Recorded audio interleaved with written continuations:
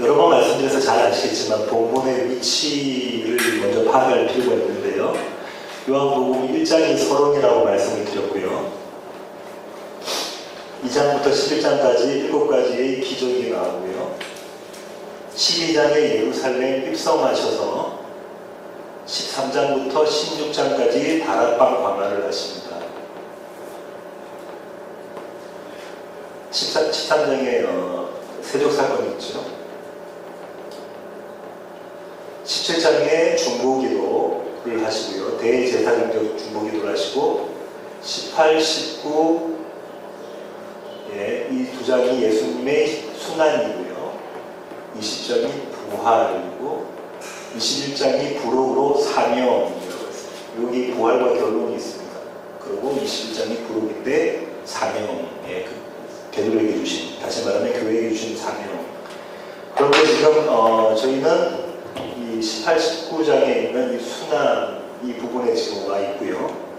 이 순환은 이렇게 또 구분이 되어집니다. 먼저 체포되시고 그 다음에 두 사람 앞에 서게 되는데요. 첫 번째는 대제사장, 그죠? 대제사장 안나스, 가야바라고 볼 수 있죠. 가야바의 장인이니까 안나스 앞에 쓰시고 그 다음에 빌라도 앞에 쓰십니다.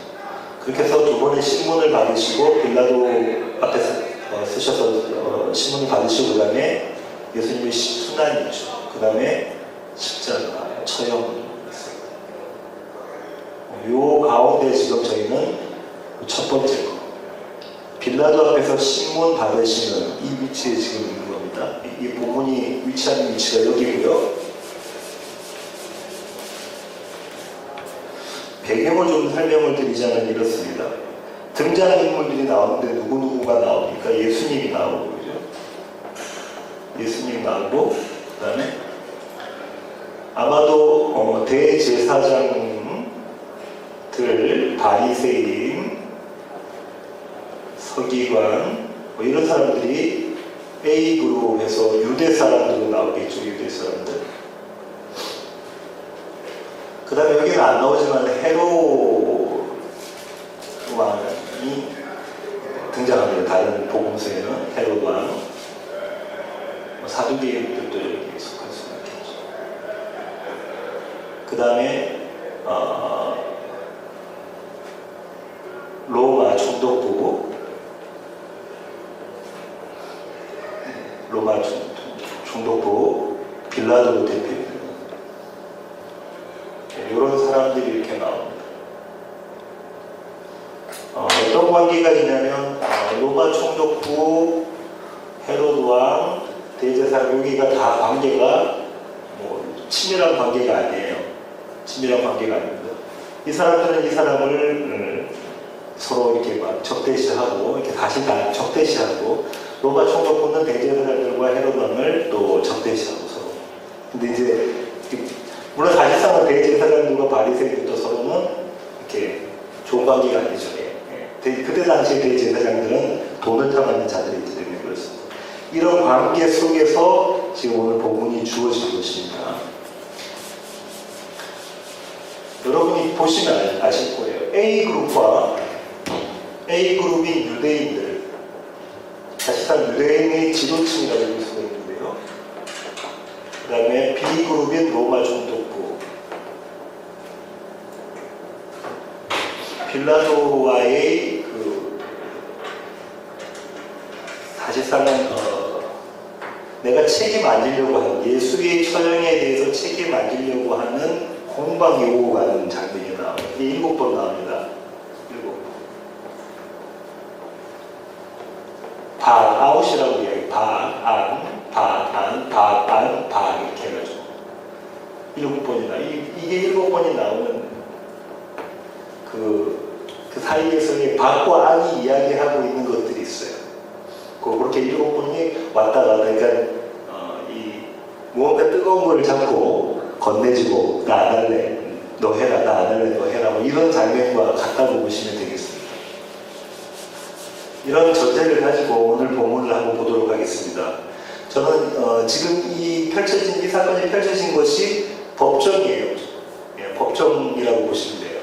근데 이 법정에 두 가지 큰, 이 법정 공방 중에 두 가지 큰 아이러니가 나와요.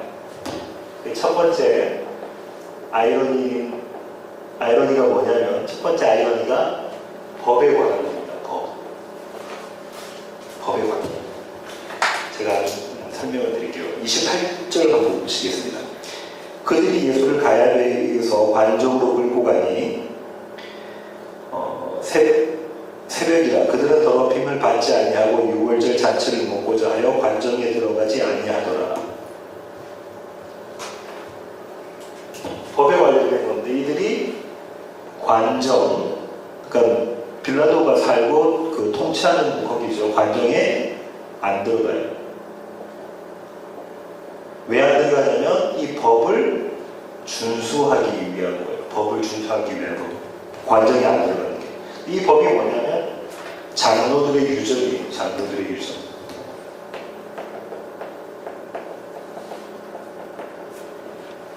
그걸 지키기 위해서 그런 겁니다. 이 장로들의 유전이라는 게 과연 어떤 것이었는지 한번 찾아보겠습니다. 사도행전 10장 28절.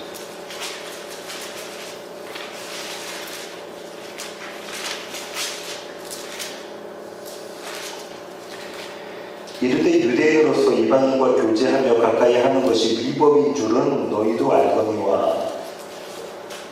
여러분 잘 아시는 사건이다, 그죠? 베드로가 환상을 보고 고넬료 집에 간 사건이에요. 즉 베드로가 뭐라고 이야기했냐면, 유대인들이 이방인과 함께하면 그것은 법을 어긴 것이다, 이렇게 이야기하고 있어요, 그죠? 그렇다면 지금 이제 이게 유대 사람들이 대제사장을 포함한 유대 사람들이 로마 총독부의 관정에 빌라도의 관정에 안 들어가는 것은 이 장로들의 유전, 이방인과 함께 하는 것, 그 법을 지키기 위해서, 함께 하지 않는 것을 지키기 위한 법의 준수인 거죠. 왜 이 법을 준수하려고 했냐면 6월절에 식사를 하려고, 다시 말해 6월절에 참여하려고 그렇게 한 거예요. 참여하려고. 6월절에 참여하려고 그렇게 한 겁니다. 누가?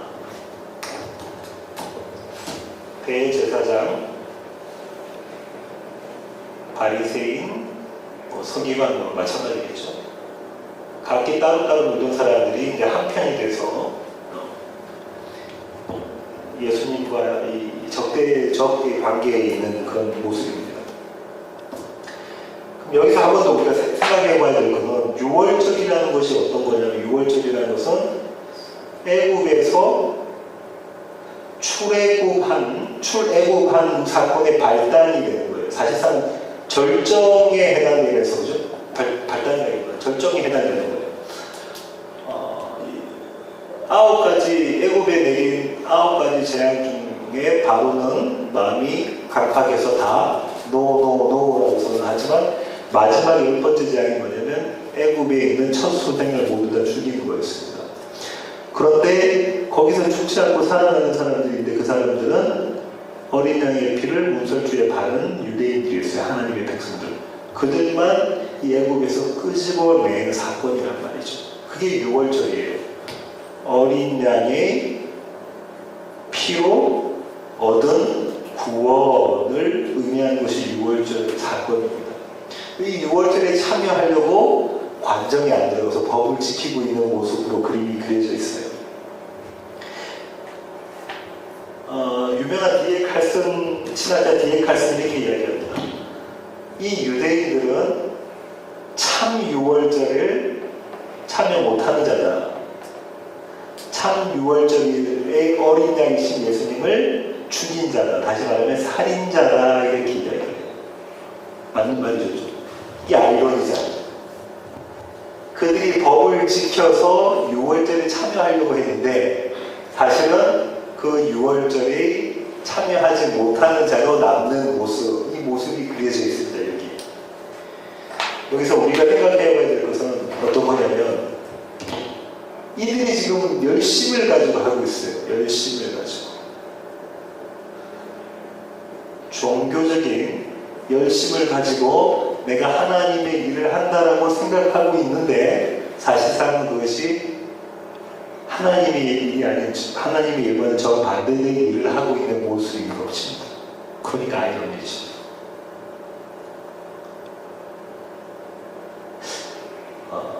돌이켜보면 저와 여러분도 이런 종교적 열심 때문에 사실상 하나님의 일에 반하는 모습, 다시 말하면 뭐냐면 참 6월절 어린 양이신 예수 그리스도를 붙잡지 않는 모습이 드러날 수가 있습니다.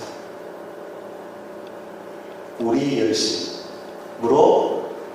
열심으로 우리가 이렇게 세운 기독교라는 울타리 안에서 무언가 열심히 되는 것으로 하나님께서 원하시는 6월절 참 어린 양이 된 예수 그리스도를 붙잡지 않는 모습으로 갈 수가 있다는 것이죠. 어떤 것이 그러냐면 성화주의가 그렇습니다. 성화주의가 내가 조금 더 어제보다 나은 사람, 내일보다 모레가 더 나은 사람, 이렇게 자꾸 내가 좀 나아지는 모습으로 가는 것, 이것이 성화주의인데, 이런 입장을 취하고 있으면 마치 대제사장과 바리새인과 서기관들이 이야기하고 있는 저 6월절에 참여하는 자의 모습일 수 있다는 것이죠. 한번 생각해 보십시오. 100층 그 빌딩의 꼭대기에서 1층과 2층은 거의 비슷한 수준인 거예요. 근데 우리가 1층에 있다가 2층으로 우리가 보기에 좀 더 윤리적인 모습, 저 사람 참 괜찮다라는 모습으로 올라간다고 해도 100층 아닌 1000층, 10,000층에서 보다 보면 거기서 거긴 거죠. 그런데 이 하나님의 나라에 참여하기 위해서는 예를 들면 무한대층이라는 데를 도달해야지만 된다는 말이에요. 무한대층의 거룩을 갖고 있는 자만이 하나님의 나라에 참여할 수가 있어요. 1층, 2층, 3층, 4층 어떤 사람 10층이라고 하는데 이 10층에 있는 사람 여기 참여를 못해요. 무한대층은 아주 저 높은 데이기 때문에. 그런데 우리는 이렇게 성화주의를 주장하고 있단 말이에요. 그러면 여기에 들어갈 수 있는 방법은 딱 한 가지입니다. 무한대의 그걸 갖고 계신 분을 붙잡는 거예요. 그분이 나와 연합하는 거예요. 내가 그분 안에, 그분이 내 안에 계셔서 그 자리에 들어갈 수 있는 것이죠. 그러면 겉으로 드러나는 모습은 어제보다 오늘의 삶이 더 나아 보일 수 있어요. 오늘보다 내일의 삶이 더 나아 보일 수 있어요. 하지만 그건 겉으로 드러나는 결과적인 것이고, 어쩌면 오늘의 삶보다 내일의 삶이 더 안 나아질 수도 있어요. 한번 생각해 보시죠. 여러분의 삶을 생각해 보시죠. 어제의 삶보다 오늘의 삶이 확실히 더 나아졌습니까? 오늘의 삶보다 내일의 삶이 확실히 더 나아지나요? 그렇지 않습니다. 예수 그리스도를 붙잡는 것, 그것만이 참 6월절에 참여하는 것이다.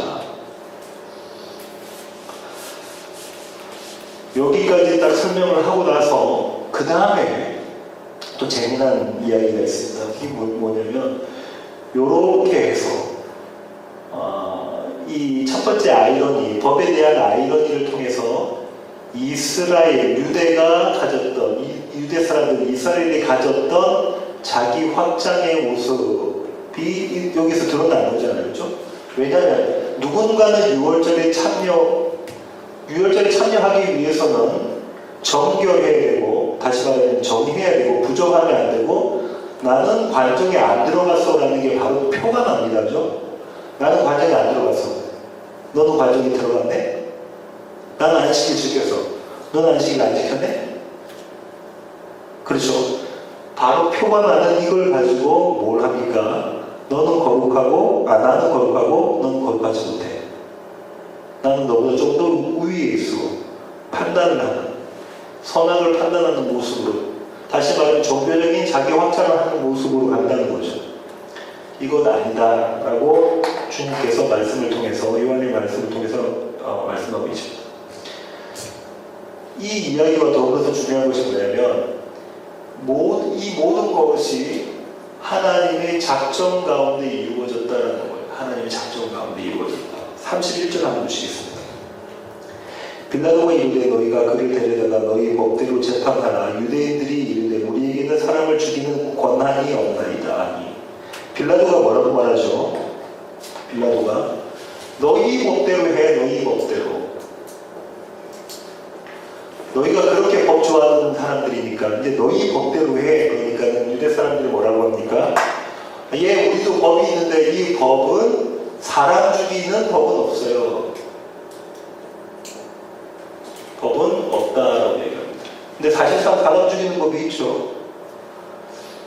여러분 잘 아시는 가늠하다가 현장에서 붙잡힌 여인을 유대 사람들이 예수님 앞에 붙잡아옵니다.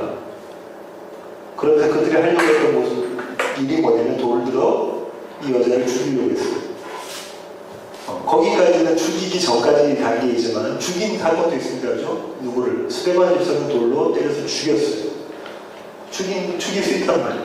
그런데 사람을 죽이는 법이 없습니다라고 이야기를 하고 있습니다. 오늘 보면 조금 더 뒤를 보면 왜 그런가 이유가 나와요. 19장 7절부터 보겠습니다. 유대인들이 대답하되 우리에게 법이 있으니 그 법대로 하면 그가 당연히 죽을 것은 우리에게 법이 있습니다. 그 법대로 하면 그가 당연히 죽습니다. 왜냐하면 그가 자기를 하나님의 아들이라 함이니이다. 예, 있습니다. 우리에게 법이 있어요. 사람을 죽이는 법이 있는데 신성 모독을 하면 우리가 죽일 수 있습니다. 이렇게 이야기를 하죠. 신성 모독을 하면 우리가 죽일 수 있습니다. 어떤 방법으로 죽일 수 있는가 지난번에 하나 살펴봤는데 한 번 더 살펴보겠습니다. 레위기 24장 16절. 레위기 24장 16절. 여호와의 이름을 모독하면 그를 반드시 죽일지니 온 회중이 어떤 방법으로요? 돌로 그를 칠 것이니라. 돌로 죽여라. 신성 모독을 하면 돌을 들어서 죽일 수가 있어요.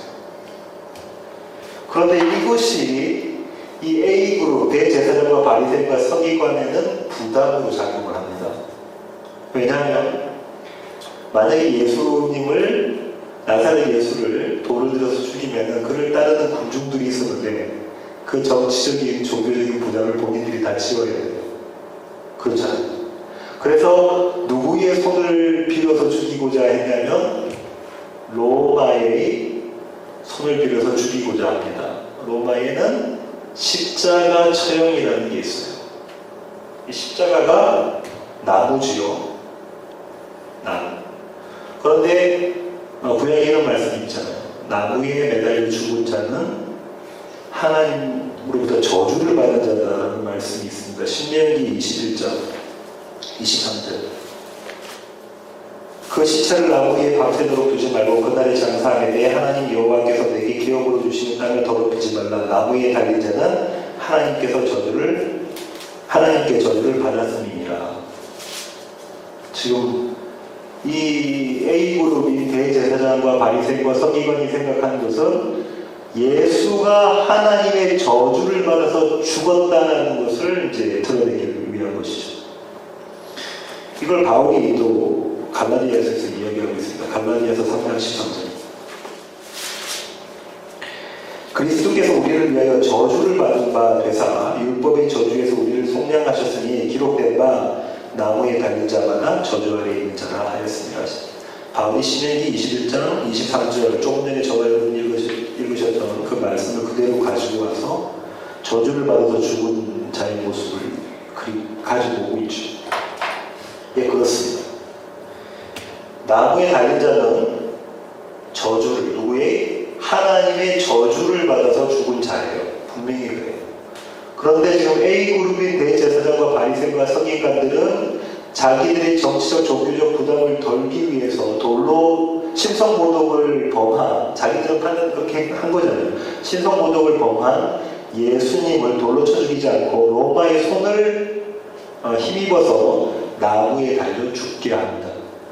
그래서 그 사람이 예수가 하나님의 저주를 받아 죽었다라는 것을 드러내려고 하는 것이에요.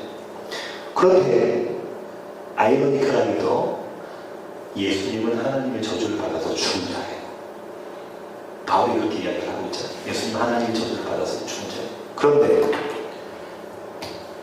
예수 그리스도 당신의 죄 때문에 하나님의 저주를 받은 것이 아니라 대제사장과 바리새인과 서기관으로 대표되는 저와 여러분의 죄 때문에 하나님의 저주를 받아서 죽인 자입니다.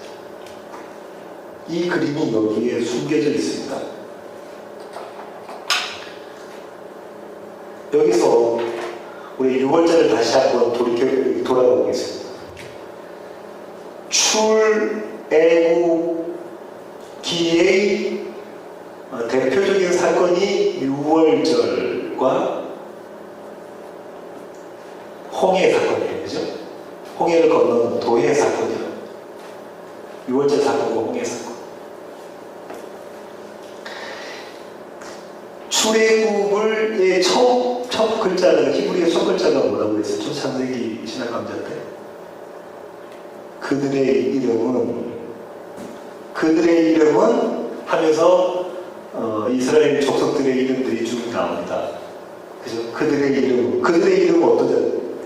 그들의 이름은 하나님의 백성인 홍해를 건넌 그들의 이름은 유월절 사건을 경험한 그들의 이름은 하면서 그들의 정체성이 나옵니다. 뭘 이야기하시고자 하냐면 6월절로 대표되는 어린 양의 죽음을 통해서 구원받은 너희들, 그렇잖아요. 어린 양의 죽음을 통해서 구원받은 너희들이라는 말씀이죠. 그런데 그거는 그림자잖아요. 사실상은 6월절의 참 어린 양 대신 예수 그리스도의 죽음을 통해서 구원받은, 자유와 해방을 얻은 너희들, 이 말이라는 거죠. 이게 아이러니이지 않습니까? 우리는 하루하루 삶을 살면서 이 첫 번째 아이러니에 빠져서 삽니다. 어제, 오늘, 또 내일 또 이 아이러니에 빠져서 살고 있어요. 특별히 신앙생활을 하는 저와 여러분이 그렇다. 왜 신앙생활 하지 않는 사람은 이 법이 없습니까? 자, 이번에는 두 번째 아이러니입니다. 두 번째 아이러니는 사면에 대한 이야기예요. 사면이 뭔 줄 알죠? 예, 죄 지은 자를 풀어주는 사면에 대한 얘기를 하고 있습니다.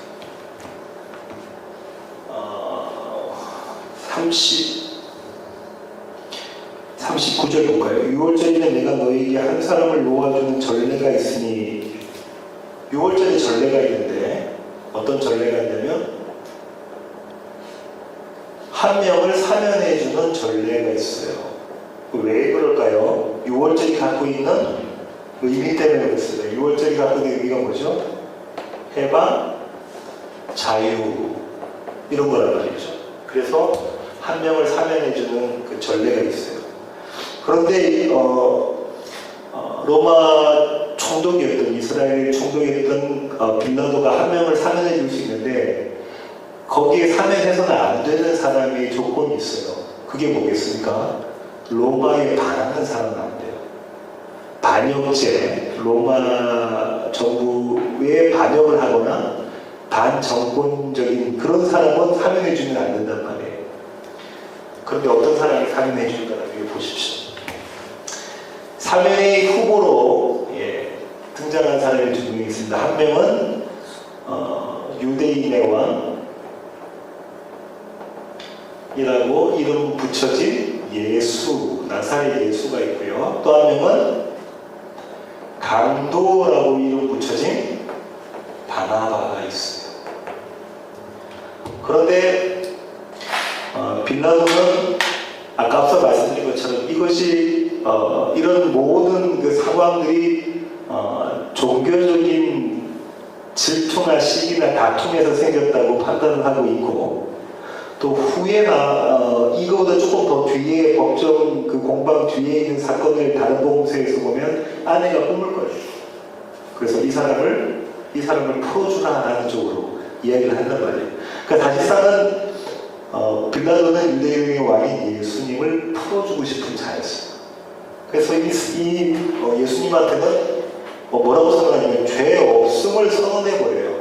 이 사람은 죄가 없는 사람이다라고 선언을 해버려요. 그죠? 예, 한번 보시겠습니다. 39절 가볼까요?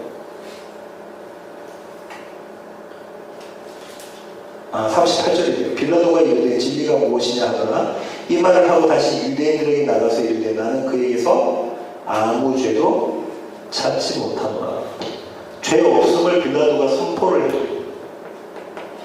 빌라도만 선포를 하는 게 아닙니다. 두 번째 또 예수님을 팔아먹은 가룟 유다가 그렇게 선포를 해요. 마태복음 27장 3절부터 한번 보겠습니다. 마태복음 27장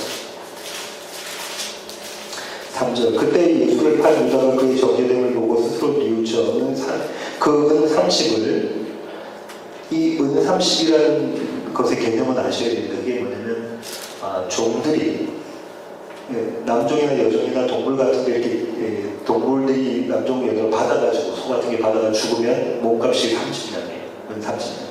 또 등장하는 게 어디서 나오냐면 호세아서에서 나오죠.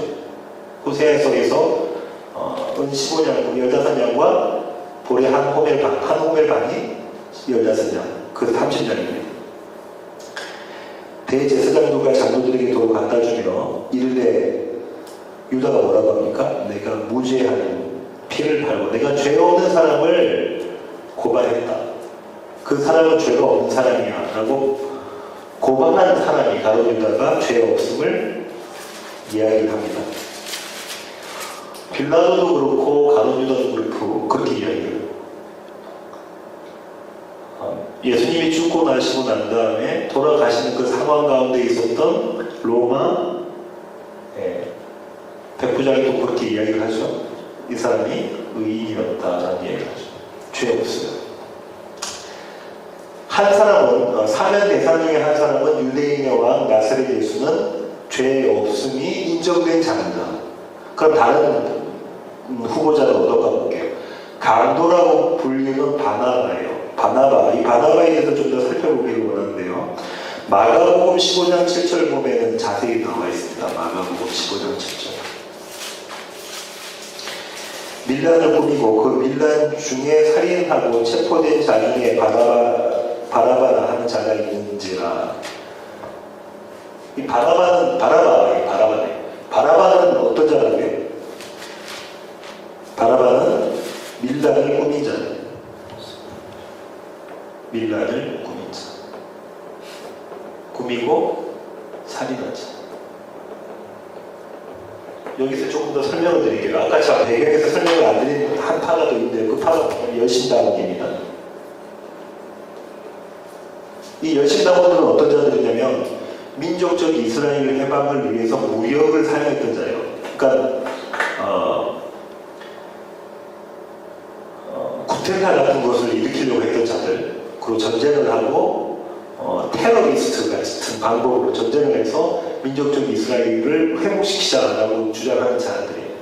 바라바는 그 당원 중에 한 명이라고 학자들이 이야기를 합니다. 밀란을 꾸미고 다른 사람을 살인을 했던 자예요. 이 자의 모습이 예수님의 사역 가운데 담겨져 있었는데요. 한번 찾아보겠습니다. 요한복음 6장 15절. 그러므로 예수께서 그들이 와서 자기를 억지로 붙들어 임금으로 삼으려는 줄 아시고 다시 혼자 산으로 떠나가십니다. 무슨 사건 다음에 있었던 겁니까?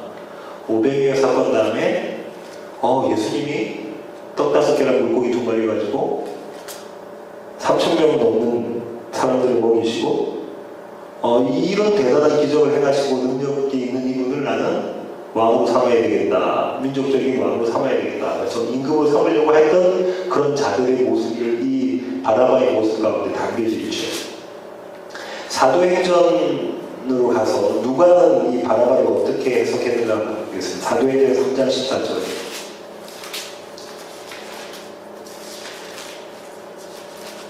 사실상은 베드로의 설교 가운데 나오는데요.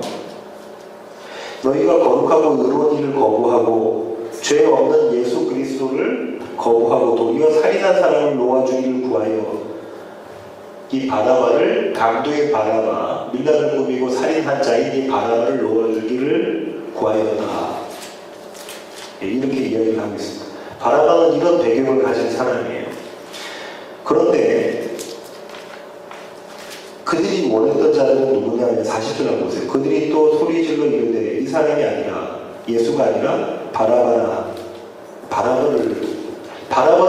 자유케 해주세요. 바라바를 우리에게 주세요. 바라바를 우리에게 주세요. 바라바를 우리에게 주세요. 바라바의 의미는 어떤 거냐면 이 바가 아들이잖아요. 아버지의 아들이에요. 아버지의 아들. 아버지의 아들이 의미하는 바가 뭘까요? 아버지의 아들. 메시아, 그리스도 같은 말이죠. 구원자. 바라바를 그렇게 이렇게 이름이 붙어져 있어요. 바라바. 아버지의 아들. 그럼 이 유대 사람들이 예수가 아버지의 아들이 아니라 예수의 죄명이 뭐였습니까? 내가 아버지 아들이었다가 죄명이었어요. 예수가 아니라 바라바가 아버지의 아들이야. 메시아야 그리스도의 구원자라고 여겨지는 겁니다. 왜냐하면 이 자가 열심을 내어서 민족적인 이스라엘을 구원하고자 해방시키고자 열심을 내고 있는 이 자의 모습이고요. 열심을 내고 힘을 가지고 무슨 힘? 세상적 힘을 가지고 구원해보겠다. 내 인생을 세상적 힘을 통해서 구원시켜보겠다라는 자의 대표가 바라바입니다. 바라바입니다.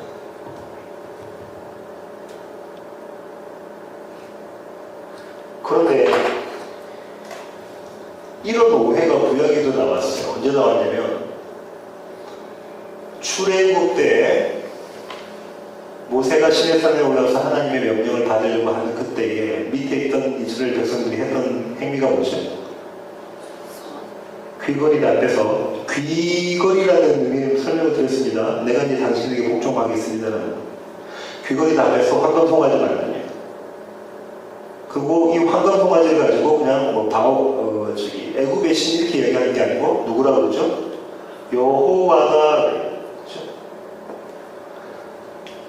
출애굽 홍해를 건너게 해서 애굽에서 나오게 한 그 여호와가 황금 송아지다라고 얘기하고 있는 겁니다.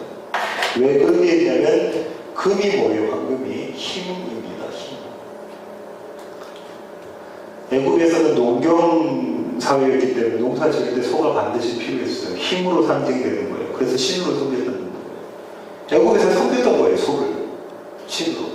인도처럼 그 여호와 그 신 우리가 섬겼던 그 힘을 가진 그 신이 여호와다 이렇게 착각하겠죠. 신약에도 마찬가지입니다. 수가성 사마리아 여인이 잘못 착각하겠습니다. 어떻게 착각했냐면 자기의 남편이 진정한 남편이 누군가에 대해서 착각을 했죠. 그래서 남편을 5번이나 바꾸고 현재 남편도 아니에요. 사실상 7번째 남편이 되시는 예수 그리스도가 참 남편입니다. 잘못 알고 있는 겁니다. 이런 모습들을 이 본문에서 담고 있습니다. 그런데 잘 보십시오. 40절을 보면 이 유대 사람들, A그룹의 사람들이 소리 질러 외쳐요. 누굴 풀어달라고? 바라바를 풀어달라고. 힘을 가지고 내 삶을 한번 구원해 봐야 되겠습니다라고 외치고 있는 거죠. 이 세상이 바라보는 모습이죠. 이 세상이. 그렇지 않습니까? 힘. 어떤 사람에게는 이게 돈일 수도 있고요. 어떤 사람에게는 지식일 수도 있고요. 명예일 수도 있고요. 또 미인일 수 있고요. 아름다운 모습일 수도 있고요. 여러 가지가 있을 수 있겠죠. 어떤 사람들에게는 이게 종교일 수도 있고요. 어떤 사람들에게는 자선의 모습으로 나타날 수도 있어요. 그죠? 자선. 이 힘을 가지고 내가 나의 삶, 인생을 구원해 보겠다라고 외치는 소리를 지른다. 매일같이 너나 할 것 없이 이 소리를 지르고 있는 거예요. 바라바를 놓아주세요. 내가 힘을 갖기를 원합니다. 그걸 외치고 있는 거죠. 그러면서 자기 확장을 하려고 하는 거죠. 내가 하나님 돼서 내 삶의 주인이 되고 싶습니다라고 얘기를 하는 것이. 그런데 주님께서 이런 말씀을 하십니다. 이거 잘못된 거야 라고 말씀을 하시는데 그걸 한번 보겠습니다. 36절. 예수께서 대답하시되 내 나라는 이 세상에 속한 것이 아니니라. 만일 내 나라가 이 세상에 속한 것이었더라면 내 종들이 싸워 나로 유대인들에게 넘겨지지 않게 하였으리라. 이제 내 나라는 여기에 속한 것이 아니니라 하시면서 빌라도가 네가 왕이 맞네 하니까 그래 내가 왕이 맞다라고 말씀하시죠. 주님께서 뭐라고 말씀하십니까? 네. 내 나라는 하나님 나라는 세상에 속해 있지 않다 이렇게 이야기를 하고 계세요. 그럼 지금 우리가 눈에 보이는 저와 여러분의 눈에서 보이고 있는 이 힘으로 대표되는 것이 아니라는 말씀이죠. 무언가 다른 것이다. 이 다른 것이 뭐냐면 이미 계시록에서 배웠던 묵시의 세계예요. 그게 사실이 아니면 사실이에요. 이것은 허상이 아니에요. 실상인 거예요. 진짜 존재하는 거예요. 진짜 존재하는 건데 눈으로 볼 수 없는 거예요. 무엇으로만 볼 수 있냐면 믿음으로만 볼 수 있는 것입니다. 주님께서 말씀하십니다. 내 나라는 이 나라야. 묵시를 보아라 말씀을 하신 거죠. 다시 말하면 완성된 모습으로 오늘의 나의 삶 가운데 침투에 들어오는 것, 그래서 완성의 모습으로 끌고 가실 그것을 바라보고 있어라 라고 말씀하십니다. 이게 하나님 나라야. 이 완성을 이야기하려면 그건 뭘 이야기를 해야 됩니까? 하나님의 작정에 대한 이야기를 해야 되잖아요. 하나님은 이 하나님의 작정, 하나님 스스로의 언약을 이루시기 위해서 이 땅을 만드셔서 처음과 마지막이 되시는데 그 완성의 모습으로 오늘 내 삶 가운데 침투해 주셔서 나를 완성으로 끌고 간다라는 것이죠. 주님께서 말씀하시는 내 나라는 이 세상에 속한 것이 아니야. 하늘에 속한 것이야. 너희가 눈을 떠서 이걸 봐 라고 말씀하시고 계신 거죠. 37절 보시면 무릇 진리에 속한 자는 내 음성을 듣느니라. 진리가 그 가운데 있는 자들은 진리에 속한 자, 진리가 그 가운데 있는 자들은 예수가 그 가운데 있는 자들은 예수와 함께 연합한 자들은 이 묵시의 세계, 내 나라를 안다는 거죠. 그리고 경험하고 매일매일 내 나라를 살아간다는 것입니다. 어떻게 해석이 되어지냐면 이런 거죠. 오늘 하루 힘들게 사셨잖아요. 저도 힘들었어요.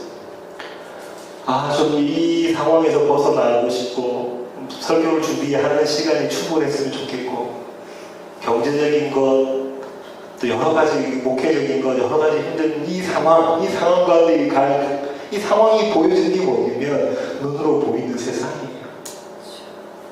이 세상 가운데 이 상황 가운데 있으면서 그 상황을 보고 하나님, 한편으로는 종교적 열심, 그들이 보였던 A그룹의 대제사장들과 바리새인과 서기관들이 보였던 그 모습으로 하나님께서 원하시는 참 어린 양을 붙잡지 못하고